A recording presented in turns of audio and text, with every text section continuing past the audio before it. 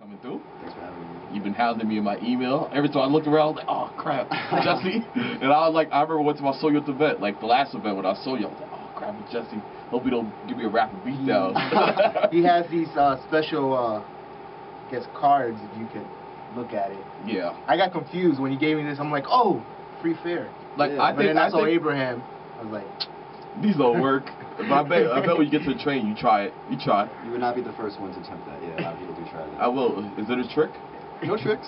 It's a straight up move of trying to get my information out. It's a card of business. And that's pretty funny that you actually gave me this today when I heard about the MTA about the spike up there.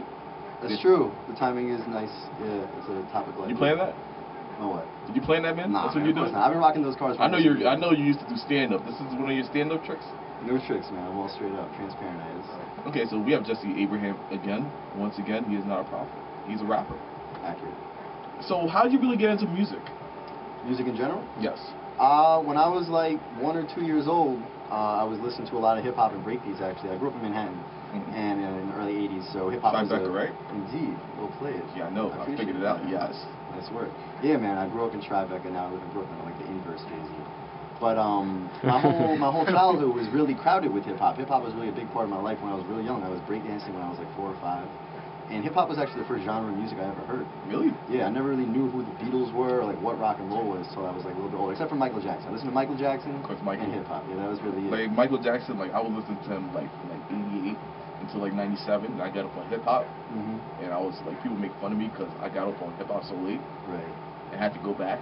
Well, I think a lot of children don't usually pick up on hip hop because they're not usually exposed to it. But I think because I was growing up during the time where it was kind of coming up and I was in Manhattan and all that. And you were a breakdancer. I mean, I was 4 years old, so I don't know how serious it was. I wasn't really battling anybody and nobody's getting served. But, Yeah, I'd be sitting here thinking, I was like, yo, man, later you gotta teach me how to breakdance. I'll be a fat breakdancer, whatever. I'll show you my 4-year-old moves. You're not all that impressive. Do you still remember that? Zero max. Okay, so like, what were you listening to, like, when coming up? Yeah, I listened to Run DMC, KRS-One, Beastie Boys, a lot of the New York guys. You know, Tribe Called Quest, LL Cool J. Everything that I was kind of picking up from my environment. Because I hung out with a lot of kids who like listened to hip hop and like they really exposed me to it. And my parents were both public school teachers, so they brought home a lot of different ideas also from like the kids they were working with. So a lot of the New York acts really exposed me to the genre really early. So when did you really start taking rap serious? Because I know you were taking it serious at 4 years old. Correct. Well, I took it serious as a fan, that's for sure. But as an artist myself, I started writing rhymes when I was like 8. And I took it pretty serious for an 8-year-old. Do you remember your first rhyme as an 8-year-old?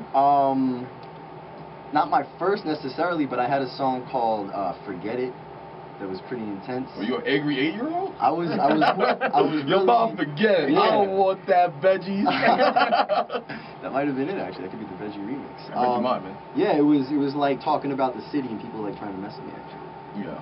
That was happening at the time. But most of those rhymes were relatively simple, but I cared. It was a more important part of my heart. So, do you write rhymes, or you just like keep it in your head? There's some rappers that do that, and some people that. Oh no, I write my rhymes for my songs and stuff. Yeah, I write my rhymes. And like, you actually have a song right now that's really popular called Yoga. Thanks, man. What was your idea with that? I can tell you exactly. Actually, me and the producer Spills, we were playing a game of basketball, and we were walking back from the court. And I just was thinking about this girl I was seeing at the time, actually, and I was just kind of like wilding out. I was just like, my girl, be doing yoga. And he was like, yeah, we should make a song like that. I was like, all right. And then literally within the next 45 minutes, he had the beat done, I had the rhymes written, we recorded a rough mix outside. It was a real organic experience. It was cool. And people are really loving the song. Like, I saw on Twitter, like some Twitter yoga Twitter or whatever has or like their blog or whatever. Yeah, people seem to be taking to it. It's fun. So how many people have hit you up trying to get this song like in yoga tape? Nobody explicitly Not yet? that, but there's a fair amount of just yoga heads who are like hitting me up from like their blogs or their sites or whatever. And especially yoga is like a hit with the ladies, so I know they're giving you a lot of love. They'd be like, yoga. Yeah. You go to your shows, yoga. Yeah, they can relate. It's not very often you hear those certain phrases that I'm throwing out in that song. Although on that Kanye track you were just playing, I heard you say down dog and all that stuff. So it's spreading. I take full credit for that, by the way. So would you like to introduce the audience to the first song that you actually play, Yoga? What's it from? Oh, Yoga. Yeah. So this is a song. Is that the first song you want to play? Or It's up to you, man. I'm good for it. Yeah, man. Whatever you want to do, man. Let's do Yoga, sure. Yoga is a single that came out a few weeks ago exclusively on DJ Booth. It's the first single off of my tape called Bars and Noble, which is coming out on October 12th, which is Tuesday. Shot a video for Yoga with Noisemaker Media. That'll be dropping next week. And it's a song that's pleasant, it's exciting, it's peaceful. It's about the whole style of getting your body in tune with nature and with the spirits. And it's also about coitus. And he got the radio edit, which makes this easier for us. Yeah, there's also, like, I realized in the song, you said there's like a chick saying, Jesse, shut the fuck up. It does happen, yeah. I try to tell her my name. She doesn't really want to hear it. She would prefer that I stop speaking. Okay, so I know it happens to be a lot, so I'll just stay with you. I'll find it. I appreciate that, man. Okay, let's get into this. It happens to be. Let's get into the Jesse Abraham. So since you were talking about that, you know, you did a little breakdancing. I put the Cassidy B-boy stand. Perfect. Yeah, well, Pork Chops here has a question now. Cool. Anyways, like, well, I was listening to Yoga and wondering, like, when people won't get, like, confuse you as Asher Roth, the other rapper, and, you know. He's the other rapper. It's just the two of us standing strong, holding it together. You're asking people get confused between the two? Yeah, like your sound, your type of sound. Yeah, I mean, it's a good question, I suppose, you know, considering that song. Mic down? That song in particular is actually a bit of a, it's almost like a parody. It's like a tongue-in-cheek attempt at kind of making fun of some simplistic styles of party songs that kind of been coming out the last few years. I don't usually rhyme in such a simplistic, toned-down, minimalistic fashion. I just kind of was riding the beat and kind of having the idea of the content being somewhat silly and somewhat fun. I wanted it to be a real accessible song, you know what I mean? I was trying to aim for a piece of art that everybody could kind of grab onto. Normally, you know, I spit bars and it's pretty complex and intricate and the rhyme schemes kind of tie in with one another.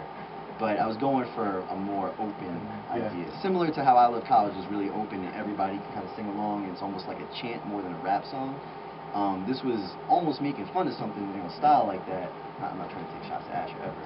But, you know, this song is not really my forte necessarily. Okay. So your forte is basically spitting bars. No bull. And no bull, correct. And what's ironic actually is that that song being the lead single, it's more bull than it is bars in that song. But like I said, it's nearly a parody, and it was just me having fun, just being a little, showing a little diversity. Yeah, but are you thinking that some people might just think that you like just rap like this all the time? Like, how do you feel about that? Yeah, I mean, if heads listen to one song and they're making a judgment on me based on that one song, I suppose that's fair. But if they dive in, they listen to the entire project, there aren't that many tracks that are as simple as that. Okay, so Bars No Bull. This is the mixtape that's gonna be released. Release parties on Monday. Parties on Monday. The tape comes out 11th? Tuesday. But guess what, man? You want to see something nobody on earth has seen yet? Release party. Check it out. Why do you? Is that what type of outfit do you have? Look at the outfit. There you go, man. So you know, we have the CD, the release party. Promotional materials. Yeah, man. That's real. That's not even promo. That's the actual album. Yeah, but what is up with this outfit? What is up with that outfit? Is that a pimp outfit or is it a Shakespearean outfit? I don't know. What do you think? It's a Shakespearean. There you got it. Yeah, it's interpretable. It's so are you claiming that you're the Shakespeare rap? You can say that. I ain't say that. In the middle of the street? Chilling, rapping?